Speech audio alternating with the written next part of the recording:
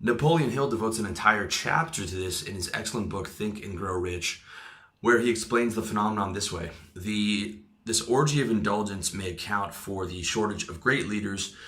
No man can avail himself of the forces of creative imagination while dissipating them, which is a much more eloquent way of explaining the same concept that I'm trying to explain to you. There's an entire chapter on sexual transmutation, which I highly suggest you check out. Another article you might like is by Victor Pride of Bold and Determined, where he had come to the same conclusion as I had around the same age, independently, and that is the article of the same name, How to Transmute Your Sexual Energy. If that's not enough motivation for you, think of it from the perspective of a player. Okay, so we're talking about business and feeling better and mood and energy and all that, but think of it from a perspective of you as a guy who wants to be able to create happy, healthy relationships with women. Okay, if you can't control your dick, some girl is always going to be controlling you with it. She's going to be dragging you around by your dick, all right? Even if it's not the girl you're with, it's going to be the next girl that you're trying to get. So when I was in my active stage of being a player and I didn't have a girlfriend, I thought, well, none of these girls are controlling me. And maybe the girl that I was seeing wasn't controlling me, but the next one was, because I was spending all my time trying to chase down the next one, okay?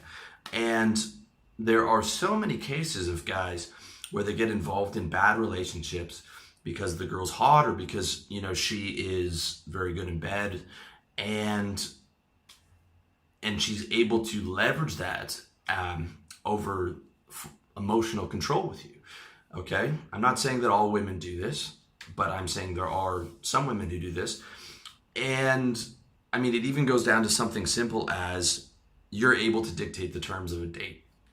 When I was younger, I would never end a date if I thought that I had a possibility of getting laid. I would sit there with a girl who, perhaps wasn't being too polite, and just on the off chance that I might get laid, because I was thinking with the small head instead of the big head, okay? Where at the point when you actually have control over your dick, you can politely cut the date off and say that this is not working. You can cut off a bad relationship because you're able to either transmute your sexual energy or you're able to go without sex. You are you can control not chasing down girls at the club every night, or not chasing them down every weekend, running around doing day game. Okay, there's nothing wrong with doing that stuff in moderation, and there's nothing wrong with having a player phase. But if you do want to get to the higher levels, it is important to be able to control that sexual energy. Okay, I realize that I'm the guy who wrote the book How to Get Laid on Tinder, but that is still an option. But you don't have to do it to the extent that maybe you did when you were 23 or 24 and you're just learning the game. Okay, it's all about leveling up, is what I'm trying to say. So let me tell you what you'll notice when you start to get control over your ejaculation. Okay, within a week of no ejaculation, you're going to notice at least a 10% boost in energy and mood. I'll stand by that.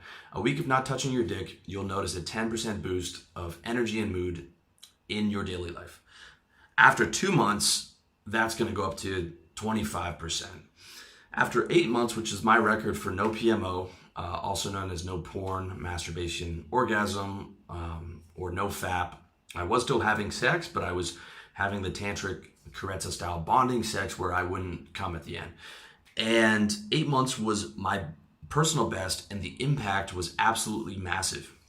Okay, it was the most high energy, high mood, high productive period of my last 15 years, which is really saying something, because I think I was around 32, I think it was about 3 years ago, and I had more energy than when I was 21, which is really, really saying something. So what you'll notice after something like 8 months of no PMO, tons of energy, mood through the roof, Cyclops style laser beam eye contact. I mean, I would just naturally shake everyone's hand and just stare right through their eyes because I had so much energy emanating from me.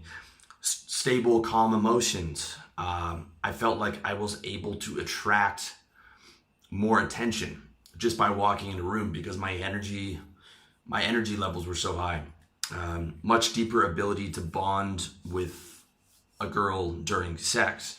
The best sex of my life was during that period where I would have non-ejaculatory, really love-centered bonding sex, and you're able to, when you go slow, you're able to go for, 2 hours at a time, take a break, go back, do it again for another hour. As long as you're going slow and not going too fast and risking ejaculation, you have so much sexual energy that you're just able to do that. And I would just generate these incredibly blissful states with the girl that I was seeing at the time. After sex, there would be no dopamine crash or Coolidge effect. So the girl that I cared about, instead of ejaculating and wanting her to go home so I could go to sleep, I would have sex and feel as strong or stronger than that, and could cuddle with her and not lose any of the good feelings that I had with her after sex. Massive increase in focus in both my business and personal goals. I was doing sales full-time and RLD full-time, 8 hours, 9 hours a day of hardcore corporate sales. Before that, I would work out. And then after that, I would do RLD until I fell asleep working on it in my bed every night. Up at 6, in bed by 12, working nonstop sales, get home, RLD. Way better workouts. I was beating my personal best consistently because, again, energy levels, concentration levels. And I noticed a real pride in having control over my dick when I would see, when you see all these guys running around and getting themselves involved in bad relationships and all these things, it gives you a sense of pride. Like, I've mastered that level. I've beaten that particular level in the game of life. Okay. Speaking of levels, I want to get to you what the levels of ejaculation are. Okay. So a lot of what I'm saying is like, all right, I get it. 8 months of no PMO sounds pretty hardcore. And to me, it still is. I haven't been able to duplicate that again. Okay. There are levels to it. And at any given time, I'm varying above the middle to the top. Okay. So the lower 3 levels I've got handled, but I'll still vary between the middle levels all the way to the top, with my record being 8 months of no porn, masturbation, orgasm. So level number 1 is indiscriminate ejaculation. That's just jerking off 3 times a day and ejaculating. Level 2 is awareness that ejaculation drains your energy. So if you only take away one thing from this video, you can take away this. The fact that when you go through your reference points and you start becoming aware, you'll realize that that if you care about your mood and your energy, ejaculation drains that. If you can only take that point away, then I've done my job in this video. Level 3, ejaculating twice per week. Level 4, ejaculating once per week. Level 5, ejaculating once per month. Level 6, not ejaculating at all. Level 7 is not ejaculating and recirculating your energy into Karetsa tantric style bonding sex with a woman that you care about. Again, you can watch my video on how to do that. And level 8 is using that extra energy to succeed in the gym and in your mission. And I'm not just talking about using it in a normal way. I'm talking about like using that to create something great. Okay. I think, you might not think so. I think my business that I'm talking to you now, I think it's great. I think, it's my mission. I would not have been able to create this if I hadn't learned how to harness my sexual energy. That's a fact. That's a fact. So I think that's the highest level, is using your sexual energy, all that vital essence, to create something great that you can share with the world. I mean, the light bulb, the internet. Steve Jobs wasn't running around, at the club hounding down girls, right?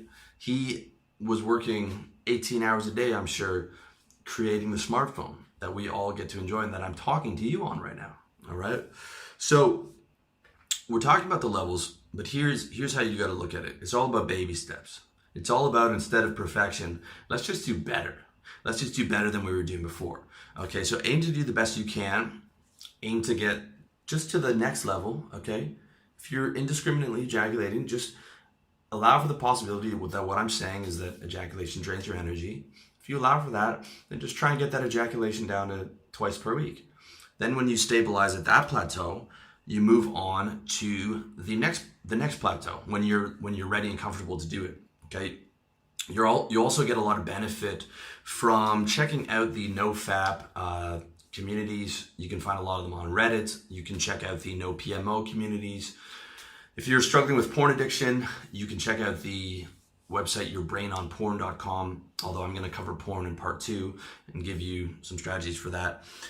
And there's a lot of tactics and encouragement and a lot of methods out there to be able to help you. We're also going to get into some of my methods in part 2. The one thing that you might watch out for is in your first week or 2, you might have blue balls, or you might have really distracting sexual thoughts, and you think, man, I'm not going to be able to do this. The funny thing is, those actually get better over time. You start to realize, hey, I wasn't really addicted to sex. I'm addicted to the dopamine rush of ejaculation, just like a drug addict. And when I withdraw that drug, the cravings actually decrease. So instead of saying, oh my God, this first week is so hard, how am I ever going to do that? Think about it like this. The first week is the hardest part.